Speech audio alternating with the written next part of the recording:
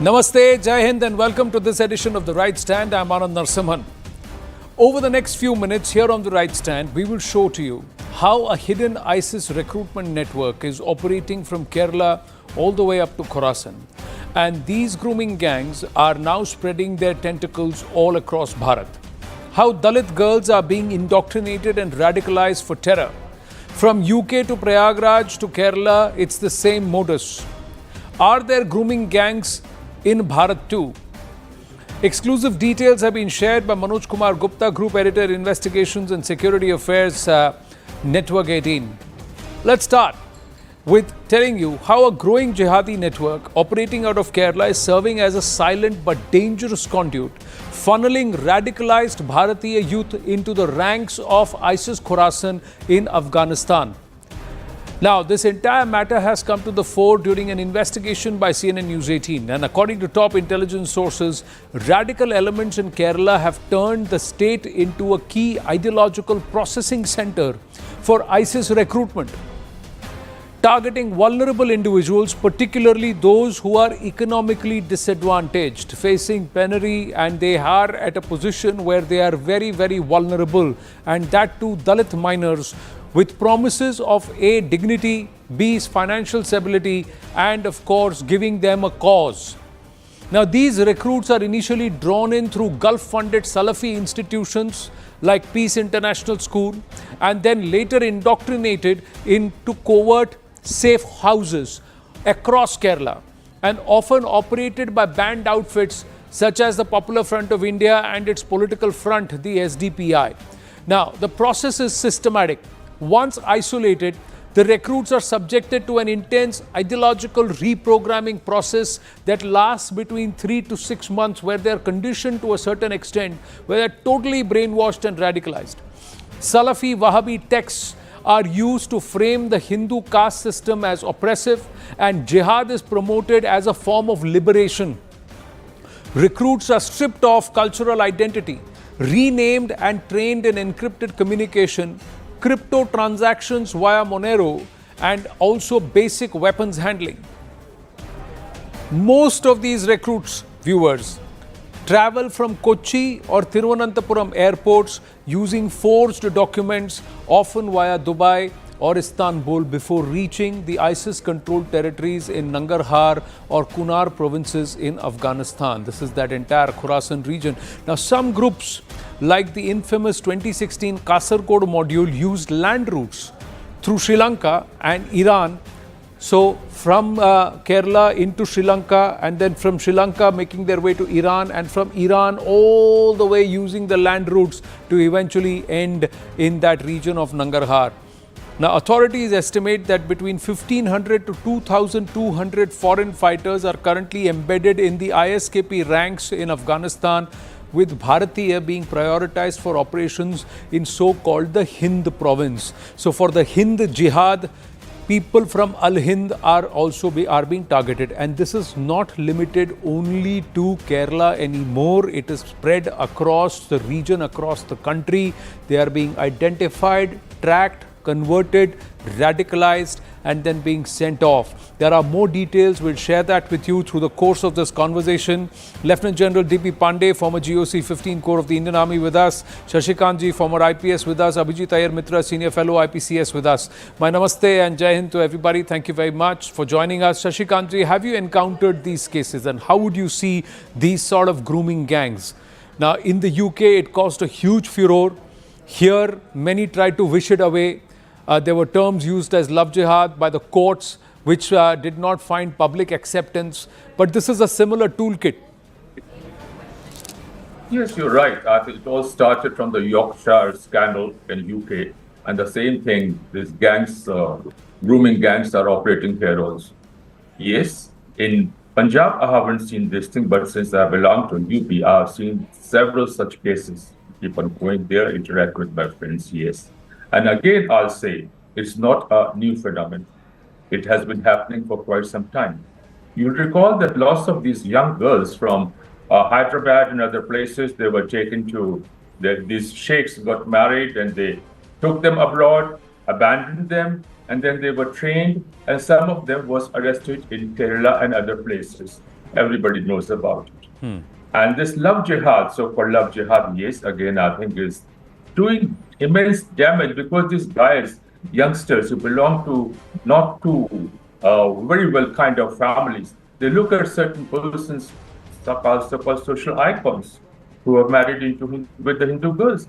So I think that it is a trend setting kind of thing that they also need to do it. That's from where love jihad started, and now it's come to this stage where these girls are being used for not only for immoral purposes but for even terrorist activities in Afghanistan, as also other places where ISIS operate.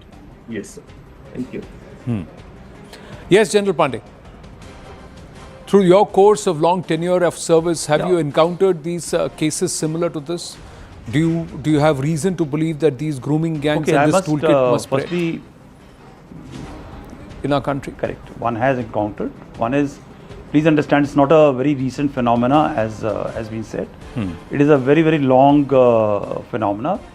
Unfortunately, in our society where the women are supposed to be, not going out and something of this nature happening is akin to a major societal shame, and thereafter is suppressed.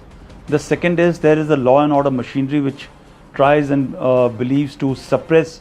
We should not talk about it openly. Everybody comes to know, and particularly down in the area of Kerala, I am quite aware that about 20 years back also, this concept was already on for it not for in form of conversion actually, but technically using the women, young girls for other purposes which were not so nice purposes.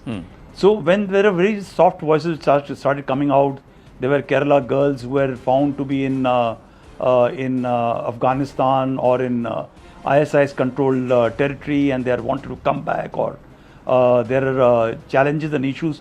All those information was suppressed, right? So in our society, especially in our Indian society, imagine when in modern societies like UK, Sweden, they want to suppress such event. Well, you can imagine what is happening in India, right? So that is first part.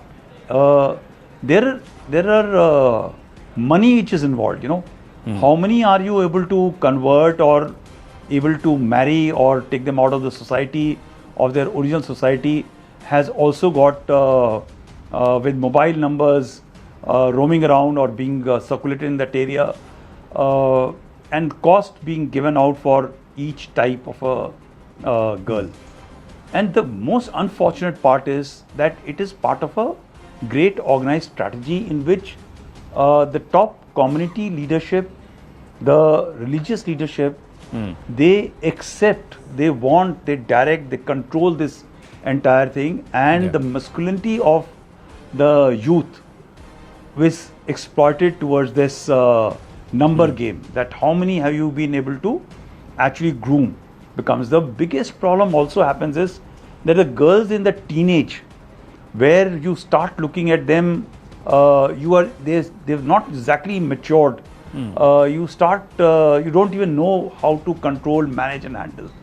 And that time of rebel mentality of a girl is also exploited in this age bracket of about 13 to 15. Earlier, the better, right? Because that shame is much more better to be harnessed, controlled and manipulated for long term. And the worst happens is that in this grooming gang, you have got girls who are involved, because that becomes something akin to a religious mission, that I am doing something great for my religion, my cause, by actually luring somebody into my fold for purposes which are larger and much more higher level purposes. So this entire mentality, which is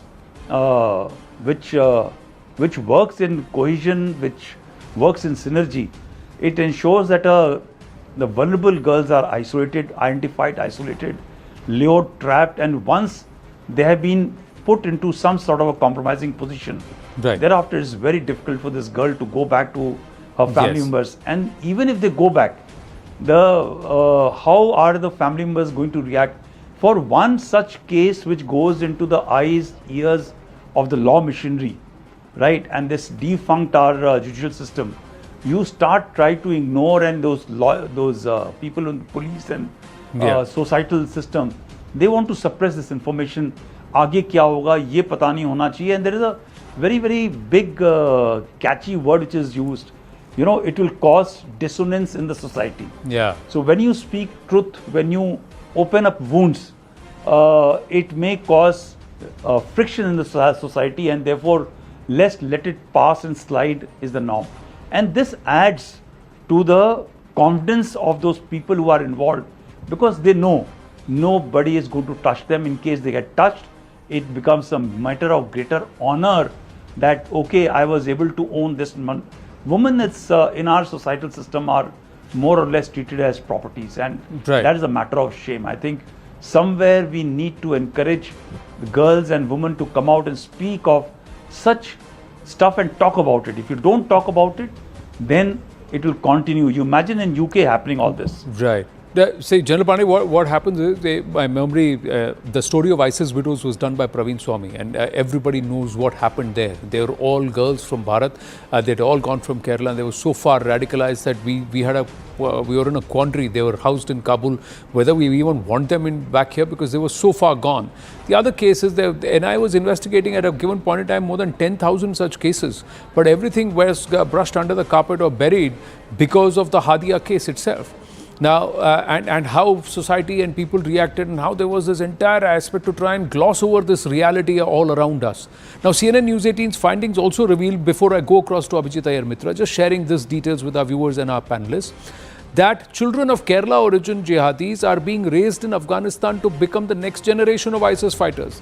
One such case is of Nimisha Fatima, a Hindu woman from Palakkad who converted to Islam, adopted the name Fatima Isa, and travelled to Afghanistan with her husband. While her husband was later killed in 2017, their daughter, born in Nangarhar, is reportedly being trained by the ISKP operatives.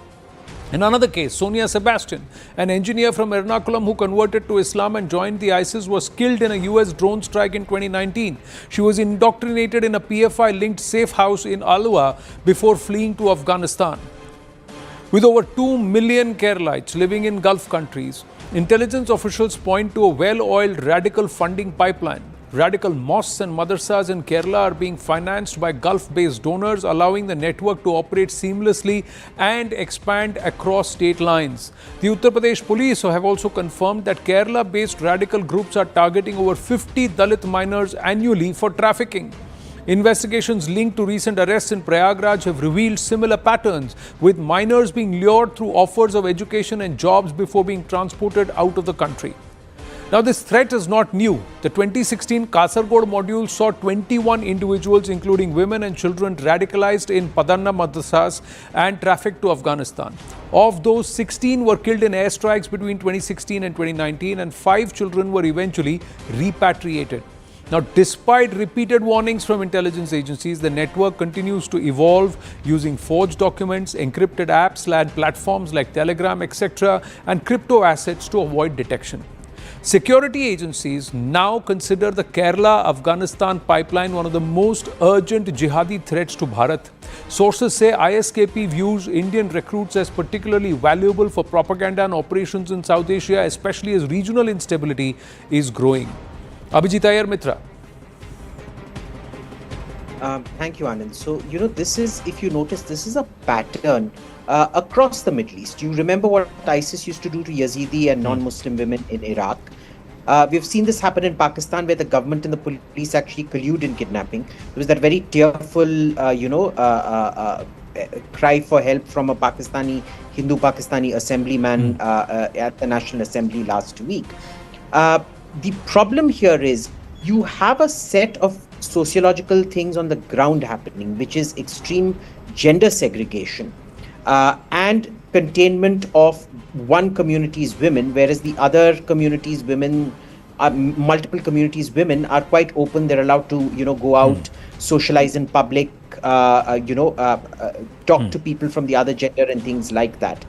Now, the problem is they've realized that there is a business opportunity here which comes from collusion with state authorities. And what is that collusion? It's basically fear. Because, when you have a street veto, when you can come burn down buses and things like that, I mean, you remember what happened in neighboring Karnataka with the hijab and so on and so forth. there is this fear that they will come out on the streets, become violent, and so the authorities just keep quiet because they don't want to find one girl is getting hurt. What's it to me? As long as it maintains social peace, it's perfectly fine. And this then becomes a business opportunity. The danger now is that there is great monetary benefit to this kind of recruitment and smuggling. And now that it has been financially incentivized, given all the sociological conditions on the ground, this is now becoming something very, very dangerous. The problem is you will not get anyone to actually crack down on this, because I can bet you the state authorities, it doesn't matter how the political pendulum swings in that state, will not crack down on this, because this is one of those things where, between the Congress and the current dispensation, the political margins are razor thin. They're on knife's edge. The last thing you want is a whole community alienated and going against you, voting for the other person, which skews the political calculus. True, but Abhijit Iyer Mitra, in this case, the non-Salafi Wahhabi Muslims are also considered apostates. This is how far gone this radical sect is. And they are the ones, and there is specific funding that is coming only for this lot. They believe any other sect of Islam who does not believe in this Salafi Wahhabi way of this one thought process and so fundamentalist. Even the Saudis have shunned this now, but this is far more embedded in Kerala today. And the non-Muslims are non-sectarian Muslims are also considered apostates. That's the irony of it all. So the problem here, Anand, is that, if you go to there is actual Wahhabi Salafi doctrine. Wahhabis will get very upset if you call them Wahhabis. They only call themselves Salafis. They will get very upset if you ever tell them that people like ISIS or these Kerala wannabes and Afghan wannabes are in any way Salafi. There is a very clear Salafi doctrine established by Ibn Taymiyyah in the 1200s, which is Takfir, which is only an Arab has an interpretational monopoly over the Quran. These people who are running these networks, who are passing these judgments, they are not Salafis. In fact, they have to bow down to any Arab interpretational primacy that an Arab throws, which is why these people are treated like dirt in Saudi Arabia, Kuwait, Bahrain, the Emirates and things like that. This is quite outside the Salafi Wahhabi fold. These people are considered takfir even by the Saudis and the Emiratis. You try kidnapping a girl, a Hindu girl or a Christian girl like this, or grooming her like this in Saudi Arabia and the Emirates, and you see what happens to you. If the police beat you up for 30 days, consider yourself blessed. It will be far worse than that. The problem here is a lacuna of law and order. It is that, they have the power of the gun, they have the power of the street veto. So they're able to co-opt state authorities, and they're able to, decide whatever they want is halal or not halal in this particular case. No, they are also able to subvert the law. That's what's happening. They have embedded their agencies and their agents in across all the wings of the judiciary, executive and administrative. And that's where the problem is, because they then get patrons and patronage, and they have so much money. Money comes in billions of dollars, and that's a shocking number when we were able to peruse those numbers. So they have the wherewithal to fund it, and they know that they just need to get one case. Like I keep saying, that one Hadia case buried all the other cases. That's what they were able to do. They concentrated their effort, and look eventually what happened to her. What happened to that entire set of law people? Where they all eventually ended up in. And nobody asked this question, that how come someone who claimed to have only an income of 3,500 or 5,000 rupees per month was able to foot a bill of more than ₹1 crore for top legal fees? Nobody asked that question. Who's backing these entities? Satya Sarani and that entire lot which currently stands banned, they are still operating. It's not that they are not, under other names and other faces. There's just more before I go back to General Pandey and Shashikantji, and also come back to you, Abhijit Iyer Mitra. Recent arrests in Prayagraj show ISI-backed handlers using Salafi doctrine to sanctify terror training for operations in Kashmir and with the ISIS Khorasan. According to top intelligence sources, the conversion of Dalit girls to Islam is a strategic move by the ISI and ISIS-K, executed through funds delivered by Gulf charities to Kerala-based modules. These Kerala groups exploit the Salafi Wahhabi ideology to convert Dalit girls and recruit them for terrorism, taking advantage of their discrimination and economic deprivation. Now, these revelations come after two people were detained on charges of abducting a minor girl and forcing her to convert to Islam. The incident was reported from Prayagraj in Uttar Pradesh, and according to the details, the girl belonging to the Dalit community was abducted and taken to Kerala, where she was being trained for terror activities. Listen into what the survivor's mother and the Prayagraj police had to say. मेरी रक्षा सहेली पड़ोस के रहने वाली है और मैं कोटेदार की बेटी के शादी में गए थे 8 तारीख को।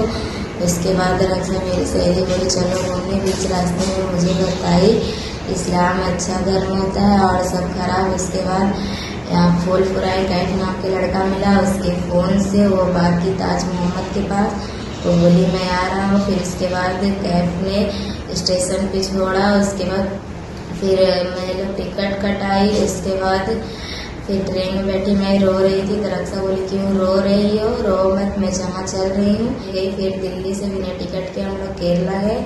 केरला से उसके बाद एक घर में लग गई, मुस्लिम लड़के थे ढेर सारे और बड़ी बड़ी दाढ़ियाँ थी और मुझ जैसी दलित लड़कियों को धर्म परिवर्तन कराते थे और जिहाद की ट्रेनिंग देते थे। और जब ये सब मैं सुनी घबरा के भाग आई।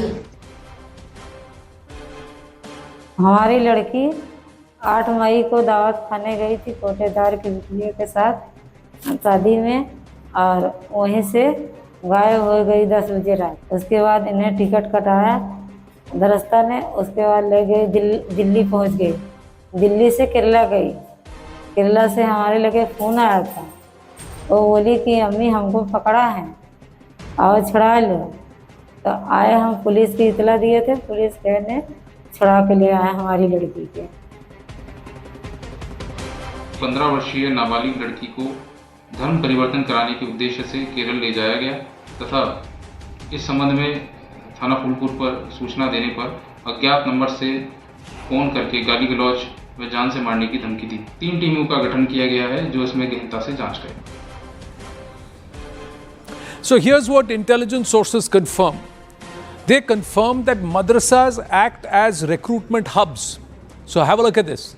Estimated around 26.9 billion amount is the amount of money that is being remitted, with many unregulated Salafi institutions offering free shelter, education and stipends to Dalit girls.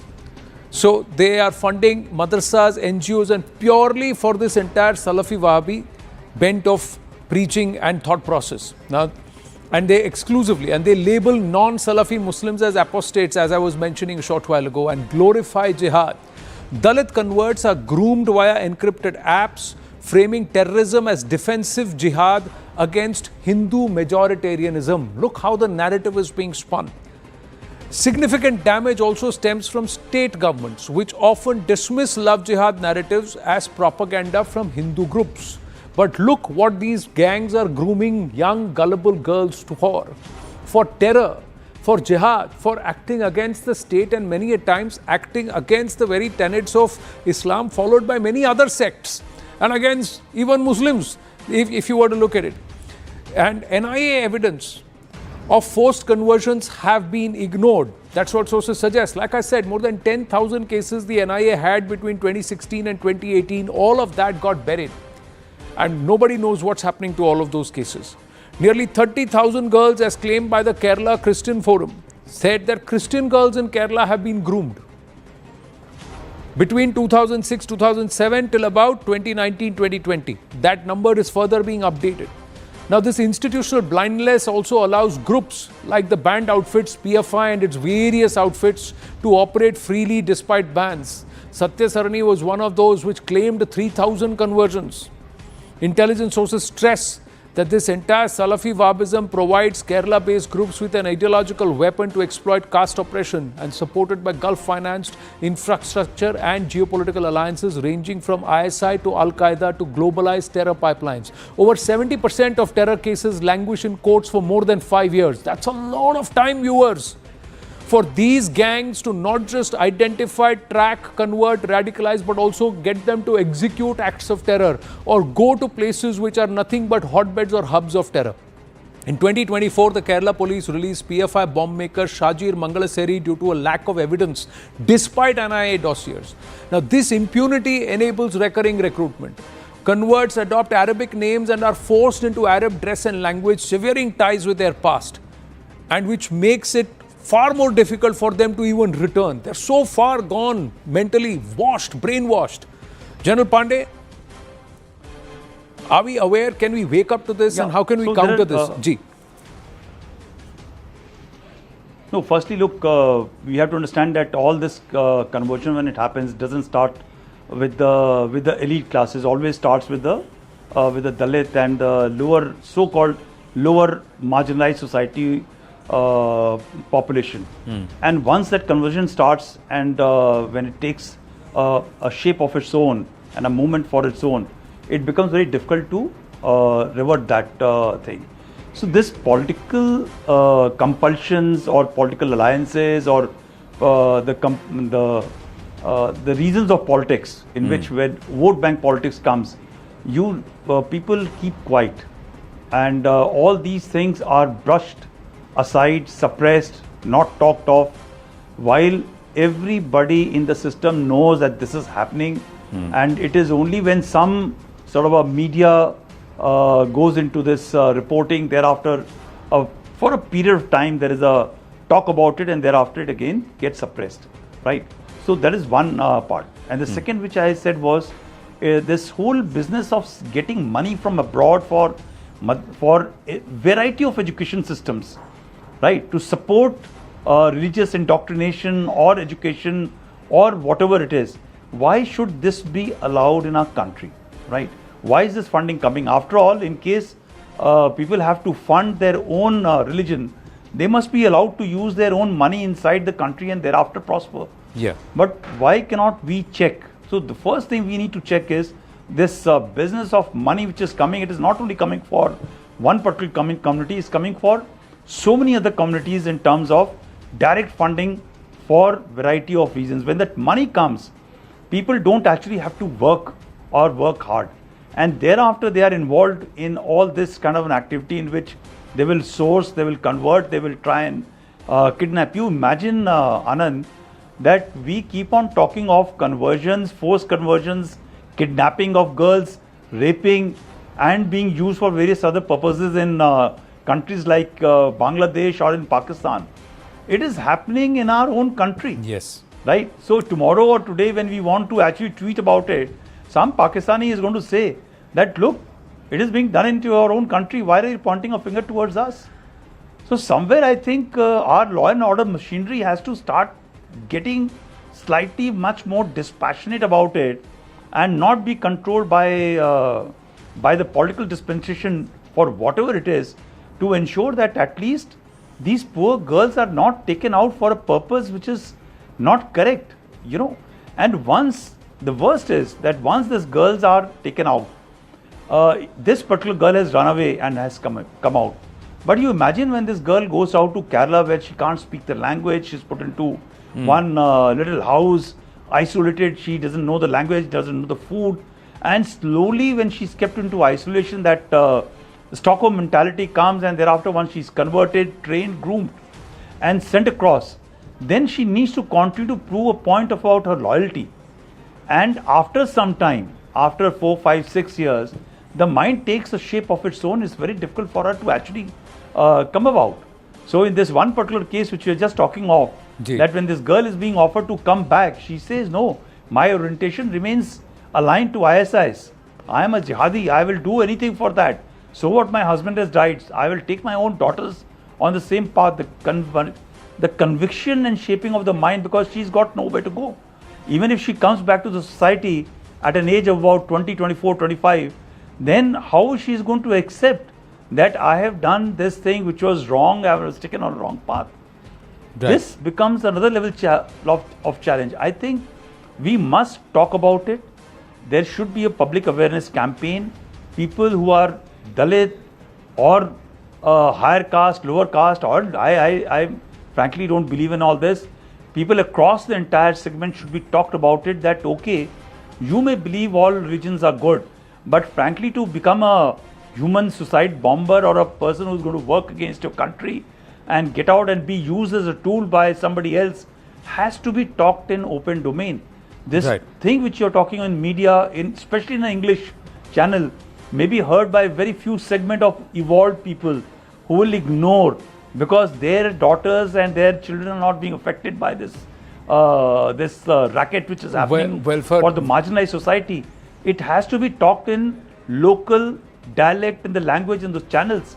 So I'll rather urge you that your channel in News 18 and others who have got local language channels, they need to talk about it much openly. You imagine a modern country like UK, they suppress this information for such a long time, and eventually even while coming out into parliament, they still try to bury. That even the current prime minister is trying to say, start wish-wash the entire thing. It is a life problem, and this life problem, when they'll come back to your own community, they will not only groom, these girls will groom furthermore frankly, number of people. They are going to be threat to society. Your suggestion taken, sir, and point well made, but it's far closer to us than we realize. That's what, if you are looking around in society, we'll understand that. Abhijit Iyer Mitra and Shashikant ji, final words before we move on. Ji, Abhijit Iyer Mitra. Well, I'll just, please. So look, sir identified the problem very clearly. This is ultimately a case of your own law enforcement agencies taking this very seriously. You cannot have the kind of conflicts of interest in running the police that we're seeing right now. Okay, everything gets politicized, which it will in a democracy. But the problem is, it is one thing getting politicized, and it is quite another for the police not to be doing what they should be doing in the normal course of things, or suffer career consequences for doing what they should be doing. That, unfortunately, is the reality of this. The solution to this is actually quite straightforward. It is on one side the policing aspect of things, and on the second it is social sensitization. You know, why are these people able to isolate these girls and take them away from the family? It's because the family feels some kind of shame and things like that. You need to start having social education where the girl always feels welcome back to the family, always feels part of the family, always feels loved and things like that. It is a two-part solution. It is very straightforward. It is surprising we're not doing it, because the longer we put this off, the more the problem metastasizes. Shashikant ji? Yeah, well, I'll take another dimension now. A lot has been said about this problem. But to my mind, as a former intelligence officer, is that there are lots of such girls who have converted, but they're still here. These are basically what we call in our language, they are going to be the sleeper cells. Whenever any such thing happens, look, whatever started from Northeast, the same thing is happening here.